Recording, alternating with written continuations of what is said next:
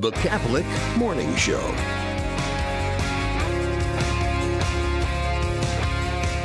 Great to have you with us here on the Catholic Morning Show. I'm Deacon Mark Campbell. Magnifica Humanitas, the first encyclical of Pope Leo XIV, has been talked about quite a bit. And if you're an all-day listener to Catholic radio, of course, you've heard much conversation in and about it. Bo Bonner, our regular morning show host, he's an AI sort of our in-house expert as it relates to that topic and how it has an impact on our world today. And in fact, he was over in Rome when the encyclical was released. And we'll be catching up with him here again very soon to give you an update on where he's at, but to bring somebody else who I think also may have some expert advice to share with us. Ana Munley, Catholic influencer and digital creator, and we're excited to have you on this morning. Ana, good morning. Good morning. Thank you so much for having me. I hope you can hear me okay. You sound loud and clear on our end. Yes. Probably too loud.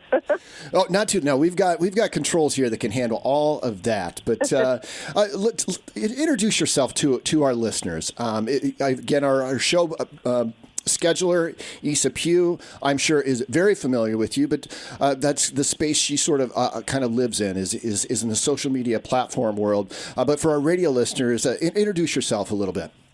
Yeah, so my name is Ana Munley. I am a wife and mom. I'm a Catholic, obviously. I reverted back. I'm a lifelong Catholic, so cradle Catholic. And I started posting online just kind of as an overflow of my faith after my reversion back to the faith.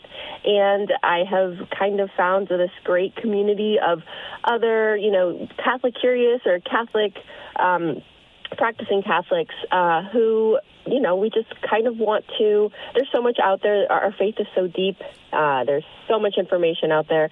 And so we just kind of, try and learn as much as we can. I have a little podcast that I do on my YouTube channel. And I try and post something every day to just kind of enrich the lives of those around me, share anything that I feel passionate about. I started posting about the rosary because the rosary changed my life. So, I found myself a wonderful community of people who, that's what we're trying to do, is just learn as much as we can about the faith and try and serve God in the best way possible and share our faith with those around us. Well, tell us kind of a little bit about how your first exposure to artificial intelligence as you began creating content online and how you began to, again, sort of navigate that space. Yeah, it's interesting because I work a corporate job. I still have a 9-to-5. And so my first exposure to it was actually through my corporate world. I remember we had a meeting and they said, hey, we're coming on with, I believe it was like Copilot or something like that. And they kind of encouraged us to use it for just some small tasks that would be done more efficiently with AI. That was the first rumblings of it.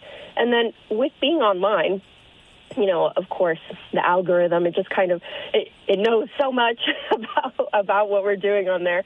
And I remember seeing different things of, if you're needing editing or if you're needing, ideas for videos, this app or this program or ChatGPT and what have you. And so it's just been kind of subtly weaved in since it kind of came into existence. And I myself started using it for very kind of mundane tasks like my grocery list, like, oh, I have, 7 ingredients. Can I make a dish out of this? Or, hey, I'm looking for high protein or, during Lent, give me some, seafood dishes that I can make for the days that we're abstaining from meat and things like that. And it was kind of subtle, but I will say it was a little kind of overnight, if that makes sense. It's just one day it's here, and you either get on board or you're left behind. That was kind of my experience with it. So you either kind of start using it and start implementing it, to kind of stay with the trends and be able to compete, really, or you're going to get left behind, and that's kind of a scary concept when you post online and, even in my corporate job. So that was my first exposure to it. I never thought anything negative of it. I just kind of thought, well, like many other things, it's a tool. Depends on how you're using it, depends on the intention. And my opinion on that has since changed a bit. So. I can imagine, and I can't let the mom pro tip that you just wove in there pass by. I know my wife right now is going, "That's brilliant! I've got 7 ingredients. What can I make?" And allow AI to kick out a recipe for you.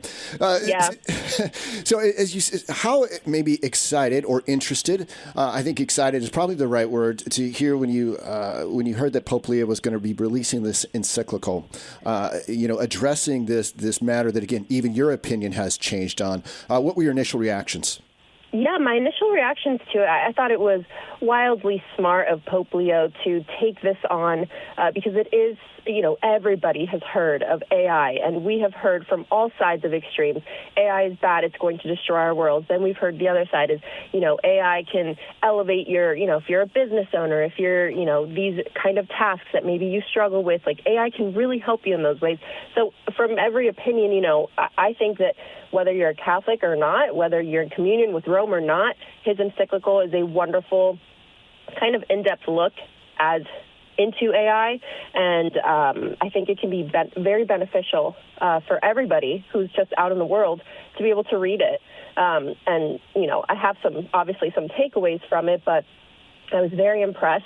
I don't know why I was impressed. Of course, we should expect so much from Pope Leo. It was wonderful. It was incredibly well written. I thought the imagery used was amazing. But yeah, just the greatness of humanity, that's what we do not want to lose sight of. And it just couldn't have come at a better time, in my opinion.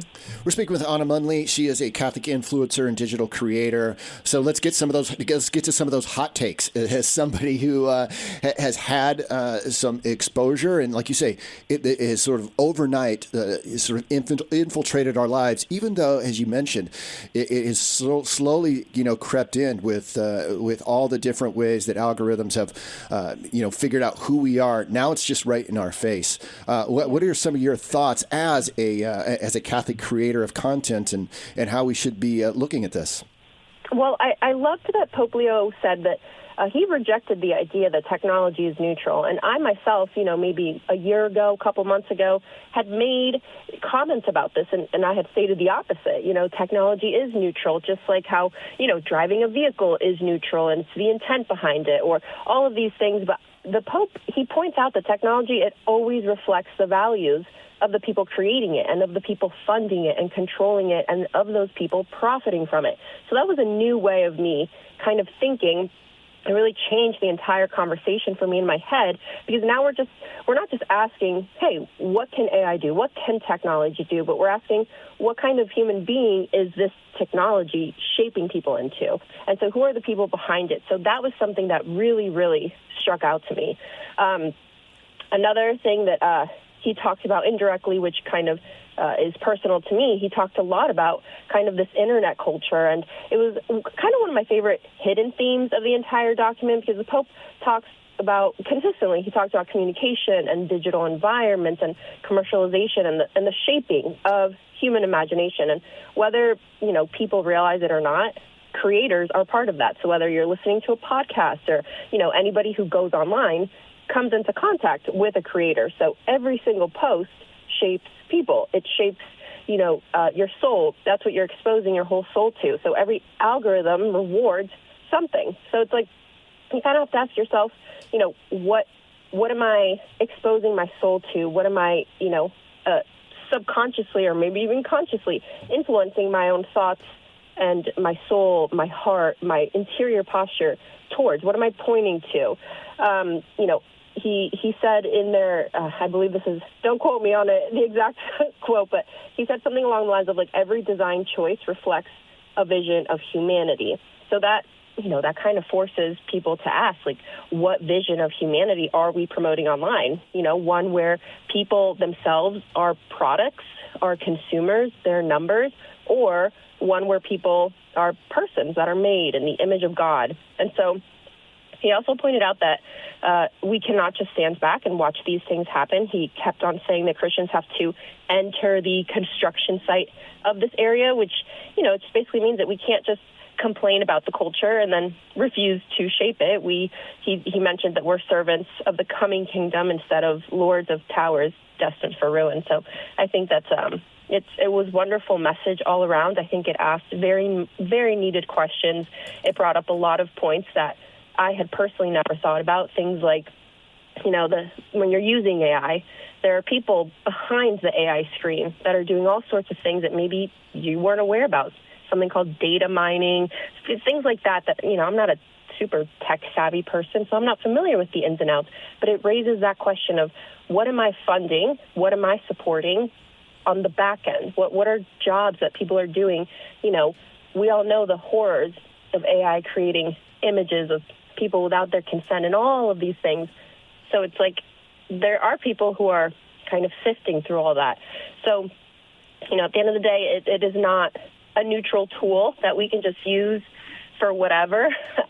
We really do have to ask the tough questions and then see how we can implement it in our lives if that's something that you choose to do, but do so in a way that keeps humanity intact, that keeps the soul and God at the center, and, instead of building a Tower of Babel, that we, do the opposite. We rebuild Jerusalem. So we've got just about a minute left, so I want to make sure that people can find you, because I'm sure this is one of those things where there is no playbook or no manual for this, but the church provides us some really, really good wisdom as we navigate. There's been, I will say, analogies or comparisons to the Industrial Revolution with this technological revolution, but the technological revolution is going at a so much faster pace, where I would say the slowness sometimes of the church might be to our advantage here, while at the same point in time, we can't hold back on the sidelines. So I know you'll be putting out more content and thoughts on this.